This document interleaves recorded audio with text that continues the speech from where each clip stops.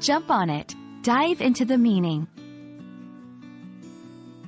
Hello, language enthusiasts. Today, we are going to explore a phrase that you might hear quite often in English. Jump on it. By the end of this video, you'll not only understand its meaning but also how to use it in daily conversation. The words jump and on are simple, right? When we think of jump, we imagine someone or something leaping off the ground. And on typically refers to being in contact with and supported by a surface. So, if we put them together, jump on it could literally mean leaping onto something. For example, a child might jump on a trampoline. Now, here's where it gets interesting. Most of the time, when people say, jump on it, they're not talking about physically leaping onto something.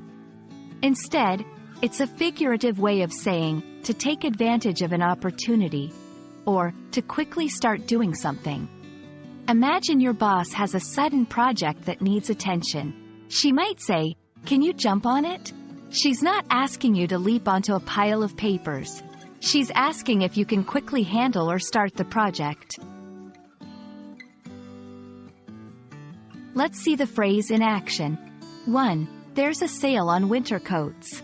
If you need one, you should jump on it now before they're all gone. 2. Mike saw a chance to present his idea in the meeting and jumped on it immediately. 3. If you see tickets available for that concert, jump on it. They sell out fast. Sometimes, understanding related phrases can help solidify a term's meaning. Here are a couple. 1. Hop to it. This means to start something immediately, similar to jump on it. 2. Jump at the chance, opportunity. This means to quickly and eagerly take advantage of an opportunity when presented. And there you have it.